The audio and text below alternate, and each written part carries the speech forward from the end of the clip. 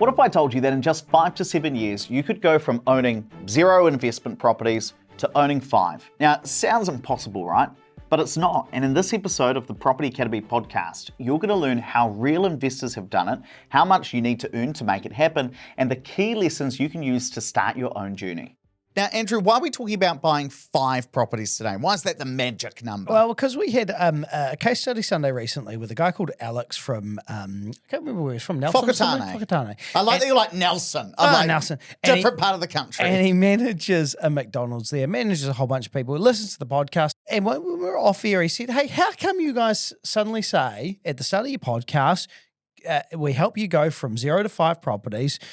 5 sounds like a lot. And so why 5 properties? And the reason for that is because 5 is usually that magic number that a lot of people need to close their wealth gap. Not everyone, but just based on the people that we see day in and day out, it seems to be that 5 seems to be a pretty common number of what people either want or want to aim for. Well, the other thing is 5 is usually the most that you would possibly need. Like some people will only need 2 or 3 properties to close their wealth gap and give them the retirement and the lifestyle that they want. Other people need 4, but there aren't that many people who need more than 5. So 5's a decent number just to start to aiming for.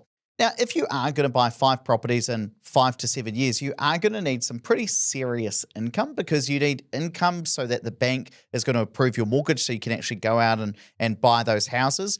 Obviously, if you've already got a lot of money, it's going to be quite easy to buy 5 houses in 5 to 7 years. If you don't have a lot of money, it's going to be a lot more difficult.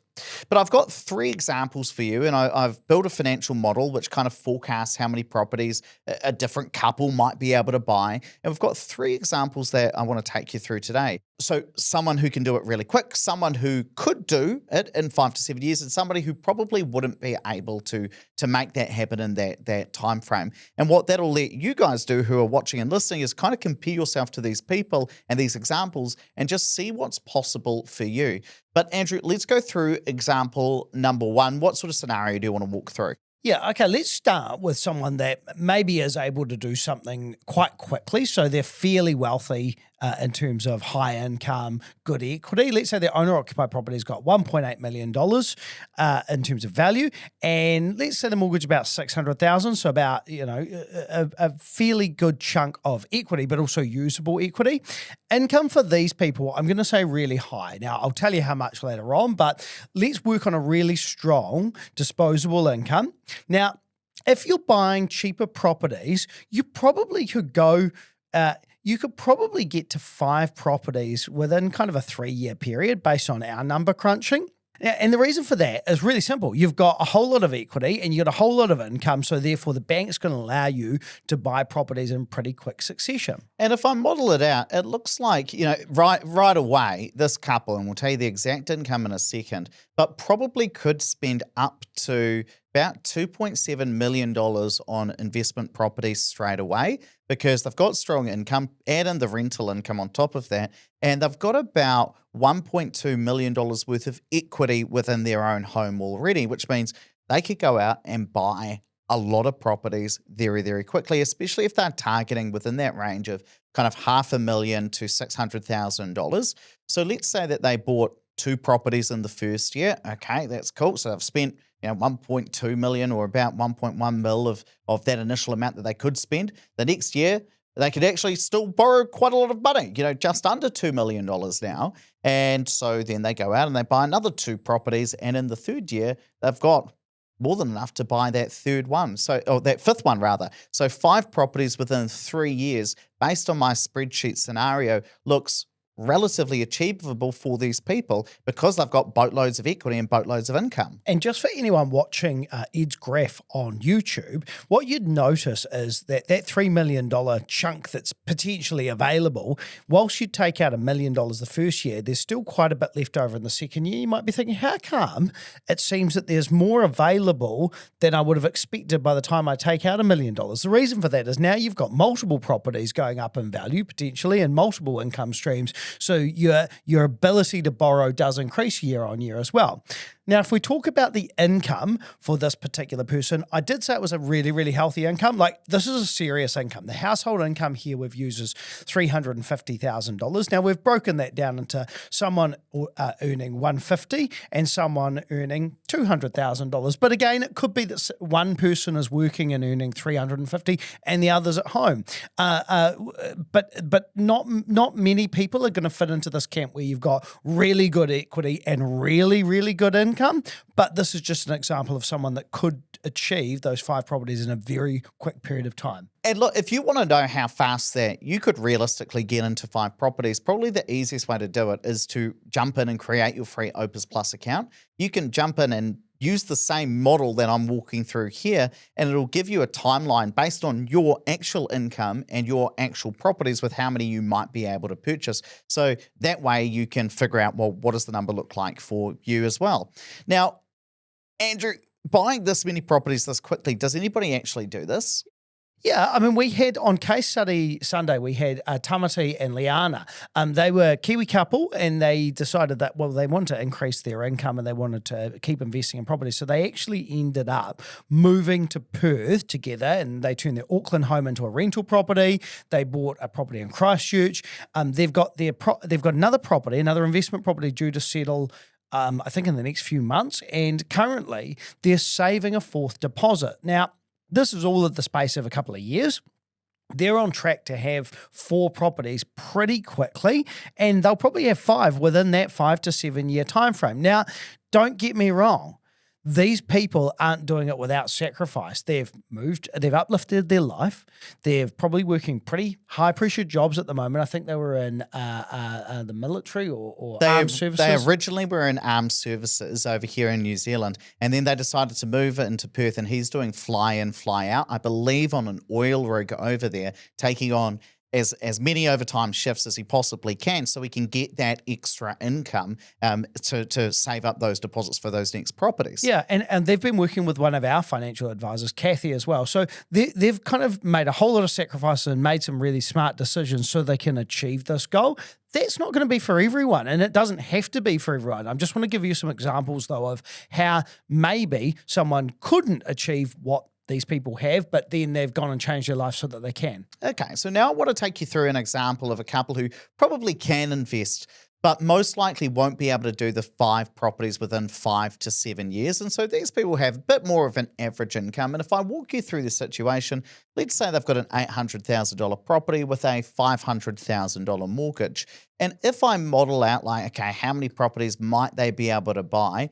Even if they're investing in quite affordable properties, it looks like straight away they might be able to buy 1 investment property. But as soon as they do that, maybe they would have been able to spend about $700,000. But, after they spend that money, they've only got a little bit left. And so they're going to have to wait as property values appreciate and as they pay down their mortgage over time to be able to create that equity where they've got enough deposit to go and purchase another property. And then, of course, by the time they do that, house prices most likely will have gone up as well. And so they might not be able to purchase another property until 8 years into the future. And so they do that, and they had a budget, let's say, of about $800,000 that year. They spend that. Okay, they don't have as much money to spend the next year. They've got to wait, pay down their mortgage again, wait for property values to go up, and maybe in a really aggressive scenario where it all works out perfectly like in a spreadsheet, they might be able to buy another one in year 15. So this couple here, the $800,000 property, which is kind of average house price in New Zealand, I think he said $500,000 mortgage. Average mortgage is about just over $300,000. So it's a little more on the higher side, but maybe they bought a property only relatively recently. Maybe they'd be able to do 3 properties over 15 years. And in this example, their income, I think I've given them, is about $160,000. So, one person maybe earns 90 grand, the other person earns 70 grand. 160 grand is the average household income in Auckland at the moment. So just to show you that not every single couple is going to be able to buy 5 properties in 5 to 7 years, but this is about showing you, well, these are the sorts of people who can. If you had $2.5 million worth of cash lying around, you could buy 5 properties in 5 minutes, right? So it's about what would you need to do it in those 5 to 7 years. Just one thing I'd always say is whenever we're running numbers like this, we're going to assume that your income is going up at a pretty steady rate. We're going to assume that the interest rates are much more flat than they would be in real life. We're going to assume that your property values are going up. And that's because that's how spreadsheets work. So this is just a spreadsheet scenario. Real life is going to be a little bit different. But I always think if we're making large financial decisions, I'd rather have some data and some modeling rather than no data and no modeling.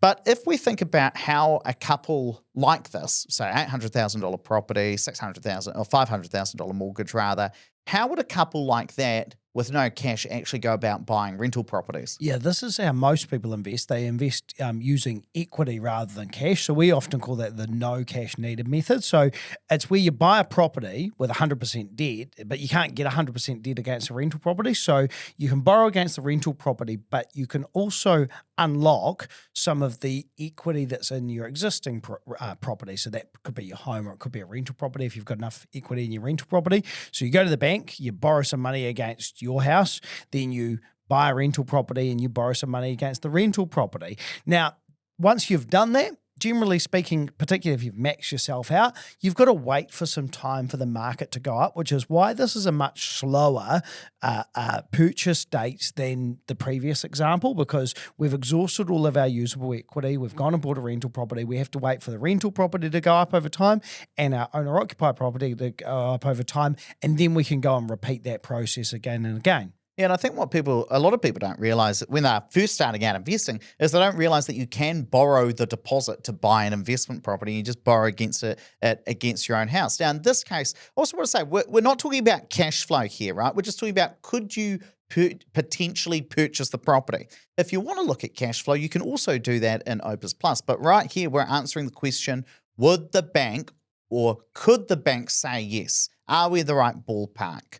And if I think about somebody in this situation who's not earning $350,000 a year, the big income and buying, 5 properties in 5 to 7 years, but still doing it anyway. I remember we interviewed Te Ahuru. Now, she's a teacher and she's grown her wealth over the last 18 months by a huge amount of money, about $280,000 by, buying first of all, a house and then buying an investment property and also investing in shares. Now, she's on a teacher's salary, which, teachers don't earn hundreds and hundreds of thousands of dollars, but they earn, quite good professional incomes. But she's on her own and she's doing it solo. So she doesn't have that $350,000 income, but she's still changing her life by investing in property.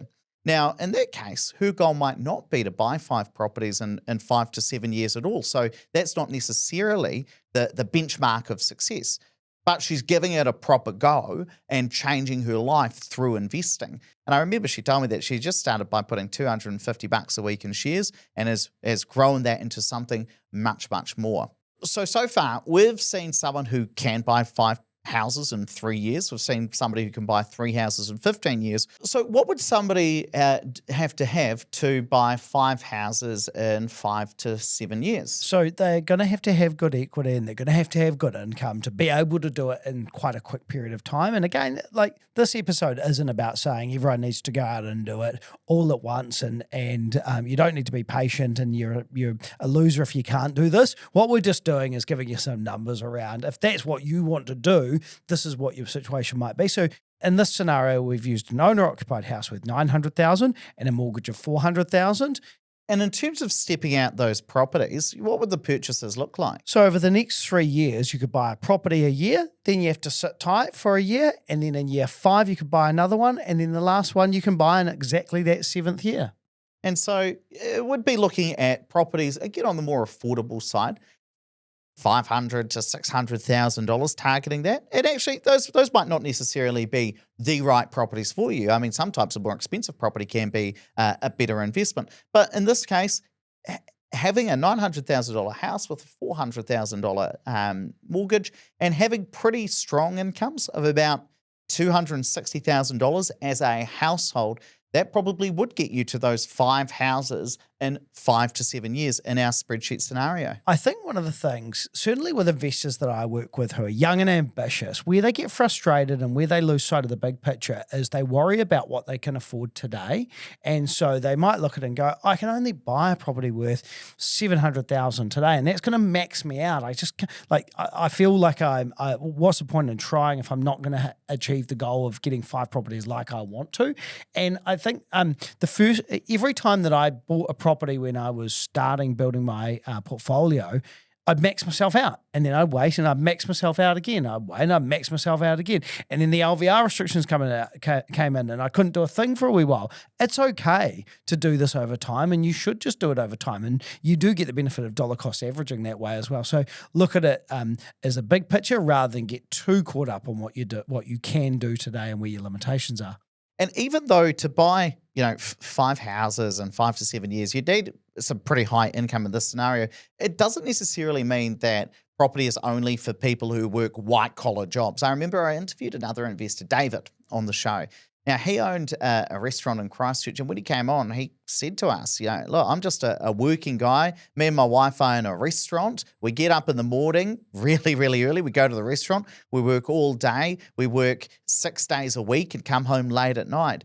But through that, they've built up a really good income because they're business owners. And through all of that hard yakka, he ended up buying 4 properties over just the last 2 years. And so, including his own home, I think he was up to 5 properties and is only 33 years old. But sometimes you need somebody to kind of map this all out for you and figure out what are the numbers and do all of the spreadsheets. And so I always say to people, if you want to take this further and find out what it potentially looks like for you, people can just book in a free wealth plan session with one of our financial advisors at Opus Partners, and then they walk away with that kind of clear step-by-step roadmap, and it doesn't cost anything. So if anybody's interested, I'll drop the link to that down in the show notes in the description. Otherwise, you can just go to opuspartners.co.nz.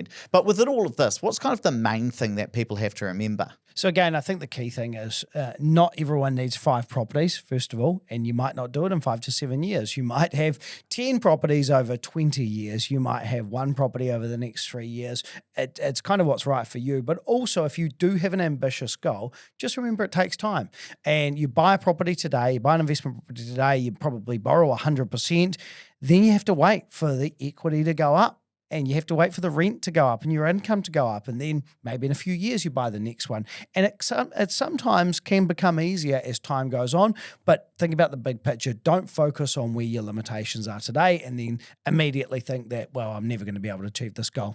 So that's how real Kiwi investors are building up to 5 properties in just a few years. But if you're in your 40s and own a house, you really need to watch this next video because you're going to learn how to build wealth and make your money work harder for you. I'll see you in there.